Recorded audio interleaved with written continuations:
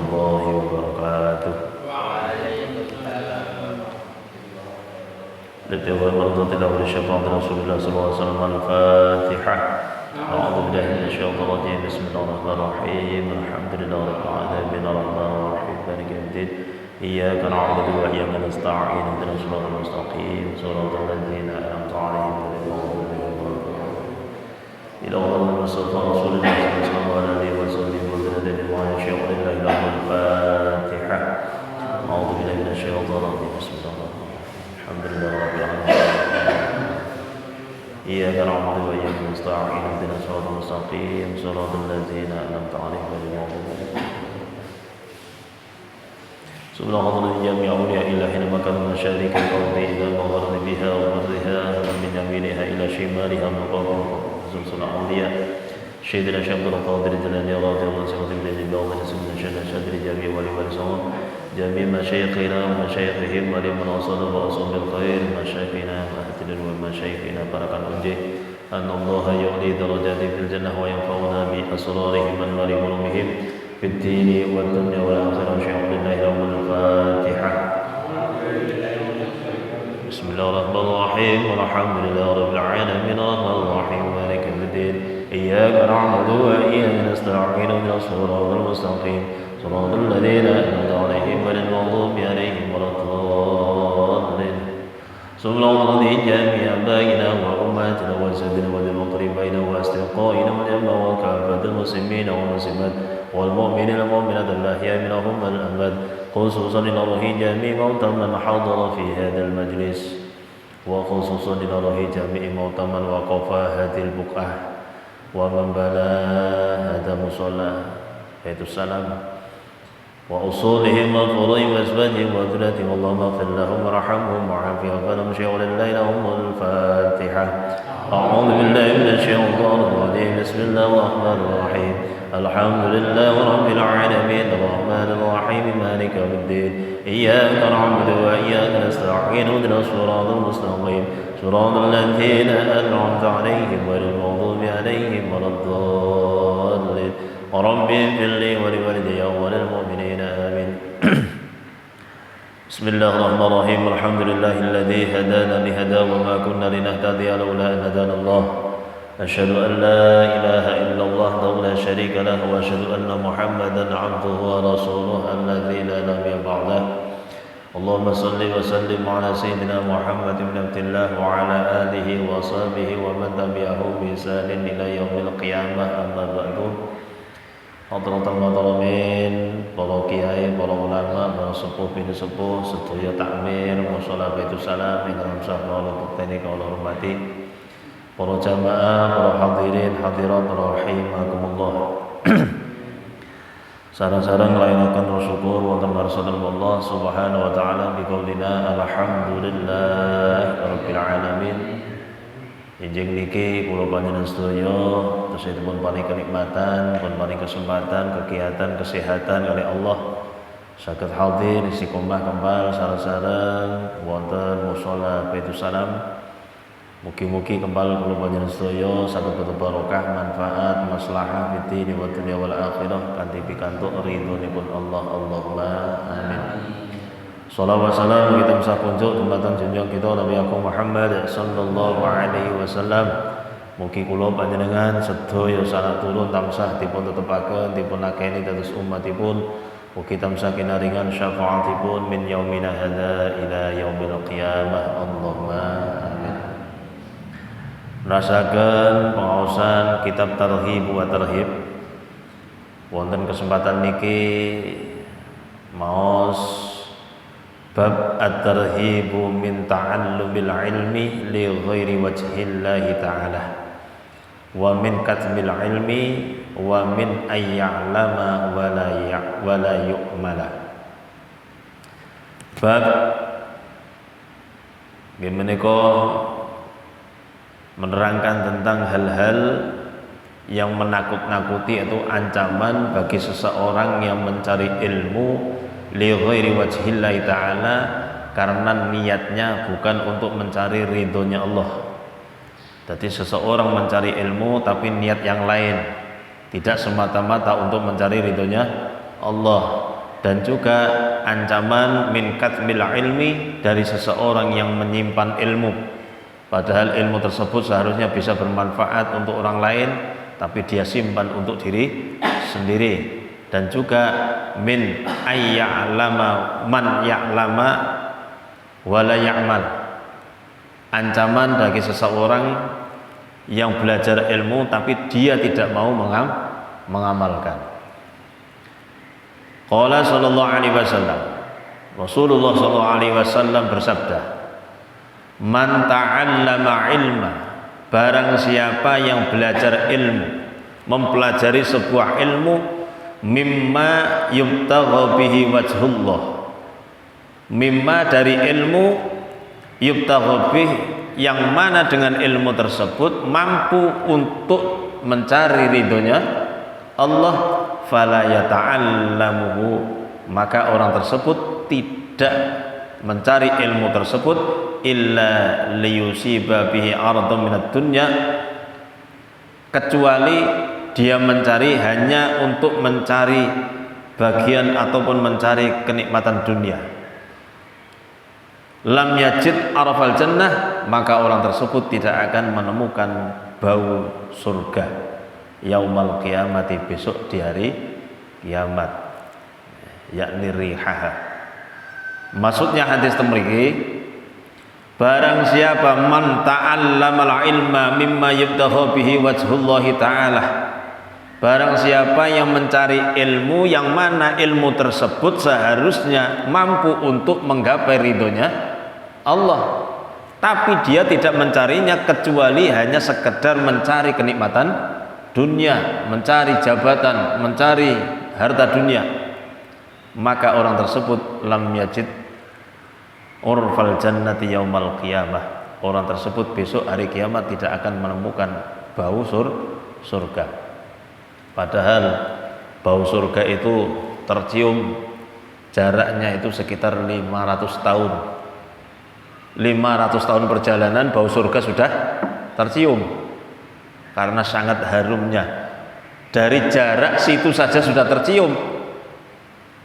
Tapi orang-orang yang mencari ilmu yang seharusnya ilmu tersebut mampu untuk digunakan sebagai wasilah, sebagai perantaraan dia mencari ridhonya Allah, tapi tidak dilakukan, hanya semata-mata malah digunakan untuk mencari kenikmatan dunia, maka sia-sia ilmu tersebut. Nyun sewu niki, ridhonya Allah itu yang utama dibandingkan segala-galanya. Sekali Allah memberi ridho, maka amal kita sebesar apapun itu tidak ada apa-apanya, Pak. Yang utama adalah ridhonya Allah. Sekali Allah memberi ridho, maka kesalahan apapun yang kita lakukan oleh Allah sudah diampuni. Jadi yang terpenting kita itu bagaimana mencari ridhonya Allah. Nah, supaya kita memperoleh ridhonya Allah, bagaimana? Kita harus beribadah. Karena jalur untuk mencari ridhonya Allah, kita harus taat kepada Allah. Loh, bagaimana cara kita bisa taat? Ya dengan dasar ilmu. Karena ibadah ataupun taat yang tidak disertai dengan ilmu, ma yufsiduhu aktsaru mimma yuslih, maka ibadah tersebut dijamin lebih banyak salahnya, lebih banyak rusaknya daripada yang benar. Orang mencari ridhonya Allah lewat sholat, akhirnya dia belajar sholat, mencari ilmu sholat. Supaya apa? Sholat yang dia pelajari, yang dia lakukan itu sesuai dengan syarat dan juga rukun-rukunnya sholat. Ini rukun dan syarat-syaratnya sholat itu termasuk ilmu. Andai kata sholat itu tidak sesuai dengan syarat sah dan rukun-rukunnya sholat, maka sholat tersebut dilakukan dengan sia-sia. Fakullu amalun bi ghairi ilmin yu'malu mardudatun la tuqbalu. Setiap ibadah, amal yang tidak dibarengi dengan ilmu, maka ibadah tersebut mardudatun, tertolak, la tuqbalu, tidak akan diterima. Seseorang mau menunaikan ibadah haji, contoh sekarang ini, ibadah haji itu ibadah yang dilakukan seumur hidup sekali. Apalagi kalau ningali nyun sewu, antrian di Indonesia panjang Pak, sampai 36 tahun baru terpanggil bisa menunaikan ibadah haji. Makanya seseorang yang biasanya sudah masuk jatah temponya untuk menunaikan ibadah haji, karena sangat khawatir sekali kita melakukan masa salah, akhirnya dia melakukan ataupun menempuh jalur manasik nih dulu. Itu kan ilmu ibadah haji. Kenapa dia melakukan manasik haji, ilmu itu? Karena supaya haji yang dia lakukan sesuai dengan apa yang sudah ditentukan oleh Allah. Mengkolek ditentukan oleh Allah sudah sesuai, maka dia mendapatkan ridhonya Allah. Jadi ilmu itu seharusnya digunakan untuk itu, sebagai petunjuk supaya kita melakukan ibadah itu dengan sebenar-benarnya sehingga mendapat ridhonya Allah. Tapi dia gunakan ilmu tersebut di lain. Dia tidak mencari ilmu untuk mencari ridhonya Allah, tapi digunakan untuk mencari yang lain. Aradud dunya, hanya semata-mata mengejar gelar, untuk mencari jabatan, untuk mencari harta, kekayaan. Maka naudzubillah min dzalik, orang tersebut besok yaumul kiamah tidak akan mendapatkan kenikmatan surga. Tandanya apa? Orang tersebut tidak bisa mencium bau surga. Makanya kalau kita belajar mengaji, monggolah diniati semata-mata golek ridhone Gusti Allah. Niki mindset niki nyuwun sewu kudu dibangun, Pak. Terkadang kita itu memberikan motivasi kepada anak kita salah. Coba jenengan itu memasukkan anak supaya belajar ke tempat pendidikan ini niatnya damel nopo? Golek di sekolah yang kira-kira bonafit, sekolah yang kira-kira coroan ini nggih, sekolah sing populer napa sekolah sing napa? Golek ini sekolah-sekolah yang kira-kira banyak ataupun sekolah yang sae.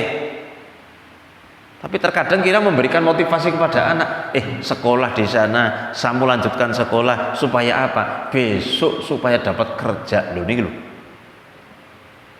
Supaya besok mendapatkan jabatan. Kalau ini kita tekankan kepada anak, akhirnya nanti anak itu mengira bahwasanya ilmu itu semata-mata hanya untuk mencari dunia.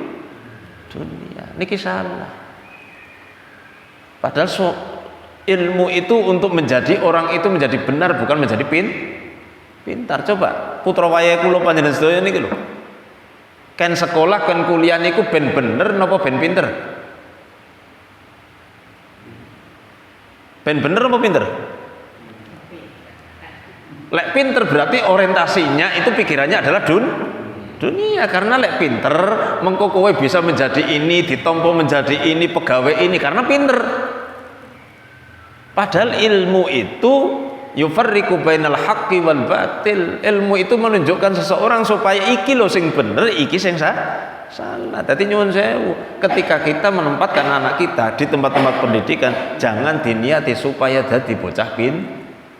Tidak hanya pinter, supaya kamu menjadi bener. Indonesia niku akeh wong pinter napa wong bener?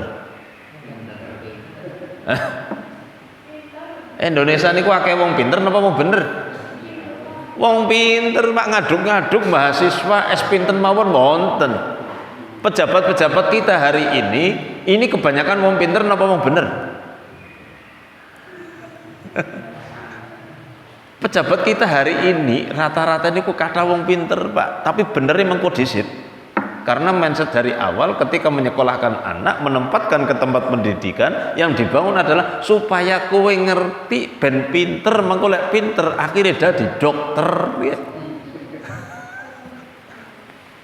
Wong lek pinter kok ora bener, apa yang terjadi? Dia gunakan kepinterane untuk minteri wong liya, Pak. Nggo minteri wong liya. Bagaimana merekayasa anggaran. Lho MBK di Jogja bisa nganggo sepeda motor gade pirah. Di make up anggarannya menjadi 40 jutaan, sepeda motor 40 jutaan, tokonya Cherry cukup nih. Lho niku mungkin. Makanya nyuwun sewu nggih. Kemutan Syekh Imam Syafi'i radhiyallahu anhu. Imam Syafi'i, Pak. Imam Syafi'i itu lahir di Palestina karena yatim oleh ibunya, akhirnya dijak hijrah ke Mekah. Dibesarkan di kota Mekah. Ketika menginjak dewasa, Imam Syafi'i oleh ibunya diwanti-wanti. Wis, saiki sampean wis gede, cari ilmu yang sebanyak-banyaknya, nggak usah pulang, nggak usah temui aku. Wis, kamu saya merdekakan, ora usah hidupmu untuk berkhidmah kepadaku, saiki kowe uripe golet ngilmu, cari ilmu yang sebanyak-banyaknya. Wis, gak usah pulang, gak usah temui aku, maka hidupmu saya bebaskan, gak usah engkau khidmah kepadaku. Ibune, Pak. Akhir Imam Syafi'i berkelana mulai saat itu. Umur 7 tahun berkelana, pindah guru ke Imam Malik dan imam-imam yang lain, yang penggede-penggede imam itu semuanya dikuasai di Imam Syafi'i khidmah atau belajar di sana, Pak. Pun akhir cerita, Imam Syafi'i menjadi seorang alim, menjadi seorang mufti di Mesir. Hidup terakhir ini saking kondangnya populernya nyuwun sewu, setiap ada jamaah haji dari kota Mesir, dari daerah Mesir niku mesti ketika haji yang diceritakan adalah Asy-Syafi'i, Syekh Syafi'i mengatakan seperti ini, Syekh Syafi'i mengatakan seperti ini, Syekh Syafi'i mengatakan ini. Loh, ibunya mireng, kok Syekh Syafi'i menceritakan ini, hukumnya seperti ini. Koyok-koyok wong Mesir nglakoni ibadah haji yang dijadikan pedoman adalah ajaran Imam Syafi'i. Akhirnya ibunya penasaran, Syafi'i ki sopo yang kamu ceritakan? Oh, itu mufti besar, seorang ulama di Mesir, ulama kami, guru kami, grandmaster. Coba saya ceritakan Imam Syafi'i ciri-cirinya seperti apa? Oh, namanya ini. Imam Syafi'i itu namanya Muhammad bin Idris Asy-Syafi'i. Loh, itu kan anak kenyong gue. Itu kan anak saya. Wes, tolong kalau nanti kamu pulang titip salam aku kepada gurumu Syafi'i. Wes, bilang sama Syafi'i, sekarang dia boleh pulang. Bilang sama Syafi'i sekarang boleh pulang karena ibunya wis marem, Pak. Wis marem bahwasanya orang-orang Mesir ketika ibadah haji yang digunakan, yang dijadikan pedoman adalah apa yang dihentikan Imam Syafi'i. Ibunya wis marem. Oh, berarti anak saya sudah menguasai ilmu, menjadi seorang ulama besar. Seneng ibunya. Loh, akhirnya orang yang dititipi wasiat kabar ini sampai ke Imam Syafi'i ketika pulang haji, sampaikan, ya Syafi'i, ada seorang perempuan tua titip salam kepada engkau, dia mengatakan bahwasanya dirimu diperbolehkan untuk bertemu kembali. Imam Syafi'i kebayang ibunis kangen pirang puluh tahun orang ketemu, Pak. Seneng, ya Allah, berarti aku saat ini boleh pulang. Boleh.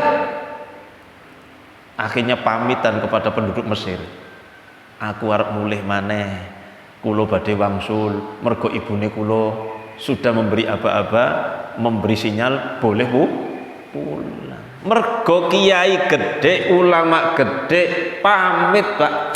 Semua masyarakat kelangan. Mergo kelangan, akhirnya untuk mendewan sebagai imbalan terima kasih dan ucapan memberikan hadiah, ngapunten Syekh, ini tolong terima hadiah dari saya, ini terima hadiah dari saya. Akhirnya Imam Syafi'i, Masya Allah, Arab mulih niku bingung, kisah tak gawa kitab apa duit? Kitab napa bondo iki? Saking akeh penduduk Mesir kabeh Pak. Lah akhirnya wis pamitan Imam Syafi'i dengan ontanya itu membawa beberapa harta emas kebek nih. Corong ini nggo kontainer iku kebek bondo. Mergo seorang ulama. Ketika pulang belum sampai ke kota Mekah, ibunya sudah perintah sama orang, Syafi'i katanya mau pulang hari ini. Tolong sampean bilang, coba dicek dulu. Syafi'i pulang membawa apa? Syafi'i pulang bawa apa? Tolong cek sebelum dia nyampe ke sini. Ini mata-matanya langsung melayu, Pak.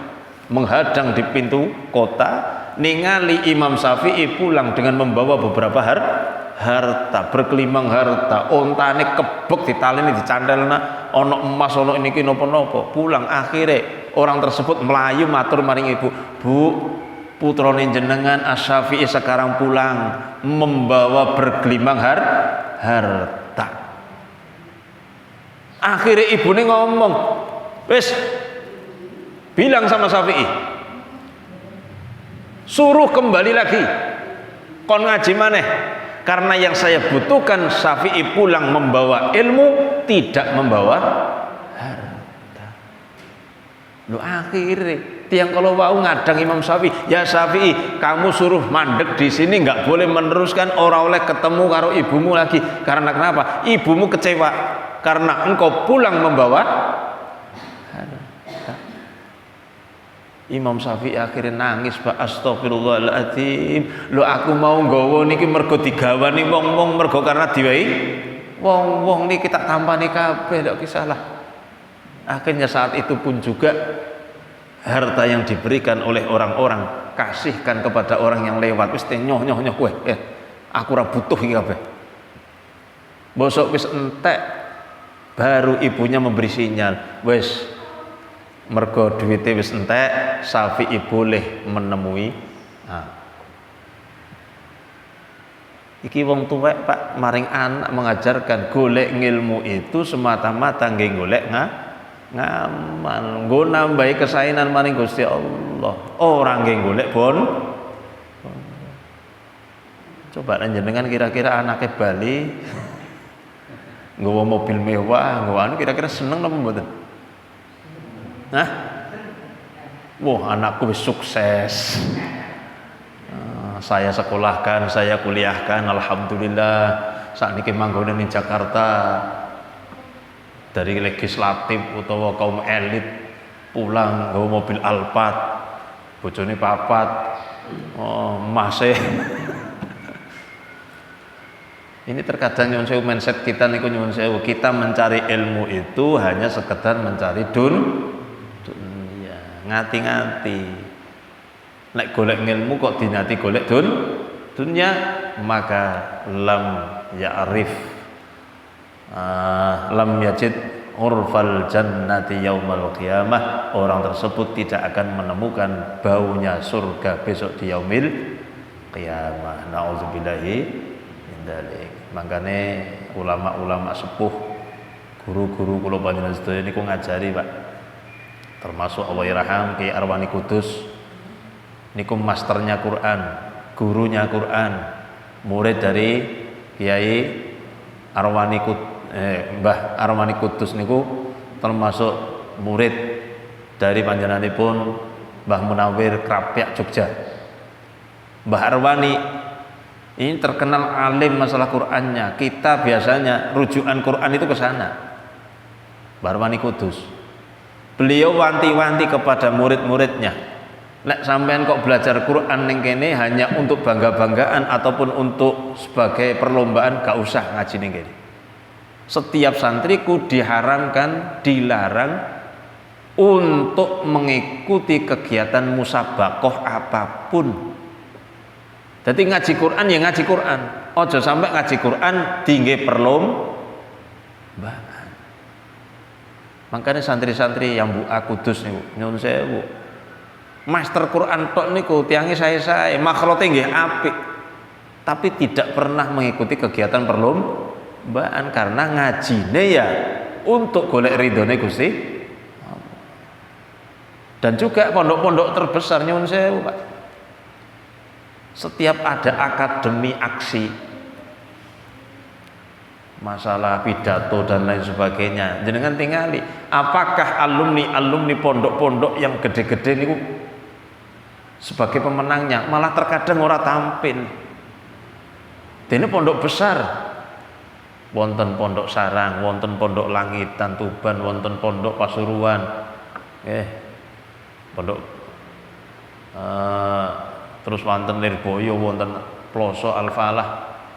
Niku malah nggak tampil di TV untuk kegiatan perlombaan karena ilmunya, bukan kok nggak mampu, tapi ilmunya tidak digunakan, tidak diperbolehkan digunakan untuk perlombaan, untuk mencari harta semata, digunakan untuk memperbaiki diri supaya mendapatkan ridhonya Allah. Jadi nyuwun sewu ngaji yang ngaji diniati bae supaya awake dhewe dadi wong bener, lek bener insyaallah gampang pikantuk ridhone Gusti Allah. Wa qala sallallahu alaihi wasallam man ta'allama al-ilma, dawuh Rasulullah, sapa wong sing belajar ilmu liyubahiya bil ulama, hanya untuk gede-gedean dengan ulama, untuk bersaing dengan ulama. Saya pokoknya ngaji kepengin ngalah nih kiai nih kayak. Aku kepengin ngaji supaya menguasai ulama-ulama yang di sini. Ini cuma nggih bangga-banggaan. Wa yumari bihi sufaha, wa yumari lan hanya untuk para padu supaya bisa membantah orang lain. Saya kepengen golek ilmu, mengkolek wis bisa pinter arep debati wong-wong ya. Golek ilmu damel niku. Wa yasrifa bihi wujuhan nas, dan juga diniati hanya sekedar untuk mencari popularitas supaya terkenal dadi wong pinter, wong alim, maka adkhalahullahu jahannama, orang tersebut akan diancam oleh Allah dimasukkan ke dalam neraka jahanam. Dadi ngapunten nggih, golek ilmu sing bener aja diniati sing macem-macem.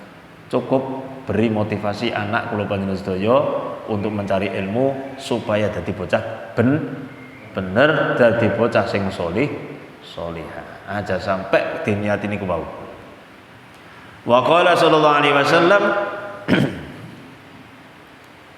man su'ila an ilmin, barang siapa yang ditanyai tentang masalah ilmu, fakatamahu, lalu dia menyembunyikan ilmu tersebut, uljima yaumal qiyamah bilijamin minan nar, maka orang tersebut akan dibelenggu oleh Allah dengan belenggu yang berasal dari api neraka.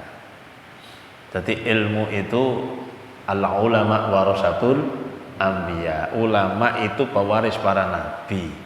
Jadi warisan nabi itu adalah ilmu. Loh, fungsinya para nabi, para rasul adalah litabligh, untuk menyampaikan kepada umat. Jadi warisannya Rasulullah yang berupa ilmu itu untuk tabligh, untuk menuntun umat. Jadi kalau kita mengetahui sesuatu ilmu, jangan sampai kita diam ketika orang lain tidak tahu, paling enggak kita ajarkan kepada mereka.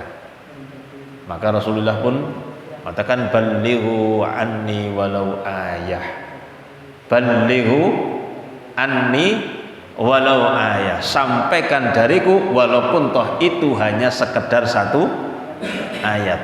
Jadi kalau kita mampu, kita bisa, kita tahu, maka sampaikan kepada orang lain walaupun toh itu hanya satu ayat. Siapa tahu satu ayat tersebut bisa bermanfaat. Jangan sampai kita mencari ilmu bosok wis ngerti, wis akeh, meneng bae, tanggane bodoh. Ini ngampun ngantos ya. Karena antara ilmu karo ibadah niku pahalanya masih banyak ilmu. Orang beribadah, ibadah itu ibadah lazim, fi'lul lazim, pekerjaan atau ibadah yang hanya menetap pada diri sendiri. Tapi kalau ilmu niku ibadah ataupun fi'lul muta'addi.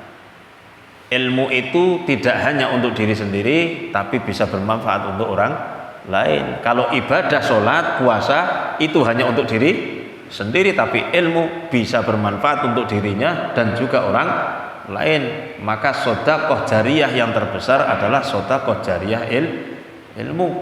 Kita ditekankan temeriku, wis pokoke ngaji sampaikan ilmu, jangan sampai kita diam saja. Orang bisa mulang tanggane ya mulang anake. Itu adalah sedekah jariyah terbesar, yaitu sedekah ilmu. Tadi ancamannya tadi, barang siapa yang menyembunyikan ilmu padahal dia tahu, tapi membiarkan orang lain supaya tidak tahu, wis jurna bae lah, sing penting nyong slamet dhewe. Nah, ini ancamannya oleh Allah. Maka kata mau oleh Allah, uljima yaumal qiyamah bilijamin minan nar. Maka orang tersebut akan dibelenggu oleh Allah yaumul qiyamah dengan belenggu yang berasal dari api neraka. Wa qala sallallahu alaihi wasallam, Rasulullah sallallahu alaihi wasallam dawakan, az-zabaniyatu asra'u ila fasaqatil fuqara minhum ila abadatil ausan. Malaikat zabaniyah, malaikat yang ahli siksa, sing spesialisasi untuk menyiksa orang besok hari kiamat, itu namanya malaikat zabaniyah. Malaikat yang sebagai kunci ataupun pemegang pintu neraka jenenge malaikat Malik, tapi sing spesialis bagian menyiksa namine malaikat zabaniyah. Malaikat zabaniyah atau malaikat yang ahli siksa, asra'u ila fasaqatil qurra, itu lebih cepat ataupun lebih senang ndang gagian nyiksa wong fasaqatil qurra, orang yang ahli Quran, orang yang mengetahui isinya Al-Quran tapi dia melakukan tindakan fasik. Wong ngalim, wong pinter kok ngelakoni kesalahan, niki oleh malaikat zabaniyah lebih diutamakan, didahulukan, disiksane min ubadatil ausan, daripada orang-orang yang menyembah berhala. Nah, anak wong musyrik, orang yang menyembah berhala, dibandingkan enek wong ahli ilmu tapi dia melakukan maksiat, maka yang pertama kali diutamakan siksane sing pundi? Yang didahulukan adalah wong sing ngerti, wong sing ilmu ning, yang orang yang paham masalah ilmu agama tapi dia melakukan kemaksiatan, itu lebih diutamakan. Karena kenapa? Lah wis ngerti kok dilakoni, beda wong musyrik. Orang musyrik yang menunjukkan Allah menyembah berhala, mungkin dari awal dia belum paham, belum mendapatkan hidayah. Lo iki wis ngerti hidayah kok dilala dilakoni baik, maka ini lebih diutamakan oleh malaikat, cekel dhisik dhewe. Wong pinter kok sing nglakoni barang haram. Sekarang kan banyak nggih, ngapunten niku, banyak sekali yang lagi viral. Insyaallah ternyata sosok figur yang seharusnya jadikan panutan, wonge ya pinter, ahli Quran, ahli ilmu, malah nglakoni maksiat. Sing lagi viral kan nggih. Sing lagi viral niku akeh kiai bener apa akeh kiai sing salah sing viral. Saat ini banyak sekali kiai salah yang viral. Kiai sing bener malah ngumpet. Barang lek ora apik biasanya malah cepet niku nyebare.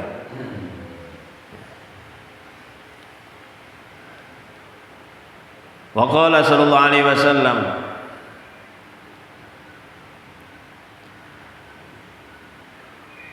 masalul ladzi yu'allimun nasal khaira wa yunsa nafsahu kama salis sirati yudhi'u lin-nasi wa yukhriqu nafsahu.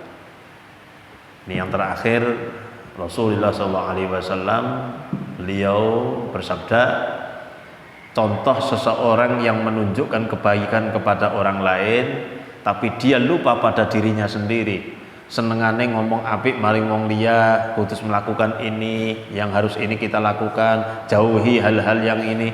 Ternyata dia lupa pada dirinya sendiri.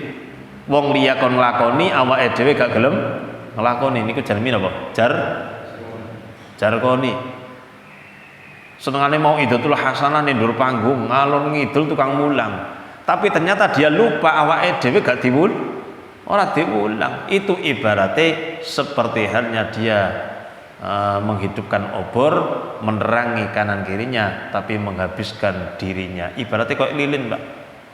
Lilin niku manfaat maring wong liya, tapi ternyata awake dhewe malah leleh, hancur dirinya sendiri. Maka yang terbaik itu bagi seorang ulama udahlah uswatun hasanah, bukan mau'izatul hasanah. Lek uswatun hasanah sebagai sauri tauladan, otomatis ilmunya dia manfaatkan untuk dirinya sendiri, untuk membimbing orang lain. Makanya dia katakan uswatun hasanah. Kalau mau'izatul hasanah, dia manfaatkan ilmu untuk orang lain, tapi belum tentu untuk dirinya sendiri. Yang sekarang terbanyak, kita itu lebih banyak mencari orang yang mau'izatul hasanah, tapi mencari orang yang uswatun hasanah niki sing sulit. Ulama-ulama kita amargi kenapa niki? Karena sing jenenge kiai ulama niku khususnya di Indonesia niku tidak ada forum ataupun tidak ada majelis untuk legalitas. Menentukan kai berhak menjadi kiai niku dereng wonten, Pak. Kalau negara-negara yang sebelah niku mau menjadi mufti, arep memberikan mauidhah, diseleksi dulu. Tapi kalau daerah Indonesia nyuwun sewu, daerah kita tidak ada pihak yang bisa memberikan legalitas kiai. Lek dokter nyuwun sewu bisa kita mencari. Oh, dokter niku mesti lulusan fakultas kedokteran. Ini bisa dipercaya kedokterannya apabila punya sertifikat lulus mahasiswa dari Unsud, dari Bandung nih kok, dari UGM dan lain sebagainya. Ini baru bisa dipercaya kalau keluar dari situ. Tapi kiai saat ini nyuwun sewu karena nggak ada legalitasnya. Dawe Imam Syafi'i ini kuning aneh. Al-alimul an man alimul an man takallama fil mimbar. Wong alim sakniki niku diarani ngalim apabila bisa bicara di depan mimbar. Oh, kalau wis pinter ngomong berarti kiai. Pinter ngomong kiai. Ini kesalahan kita, Pak. Karena di sini tidak ada legalitas. Oke. Dadi nyuwun sewu, monggo kita mencari ilmu ataupun keluarga kula panjenengan sedaya ketika mencari ilmu ditata sing bener, diniati ingkang sae, nggih menika semata-mata golek ridhone Gusti Allah. Jangan sampai diniati yang lain. Insya Allah ketika kita mendapatkan ridhonya Allah, bukan hanya urusan akhirat, urusan dunia pun insya Allah akan mudah. Akan mudah. Maka dawuh Allah napa in tansurullah yang surukumullah. Rata-rata kiai lek bener insya Allah ya uripe kepenak. Uripe kepenak niku asal bener niku. Wallahu alam. Niki nyuwun sewu wonten kesempatan niki wonten ingkang dipun tangletaken mboten. Kemarin kan diminta supaya wonten tanya jawab nggih. Monggo mbok menawi wonten tangletaken sakderengipun ditutup.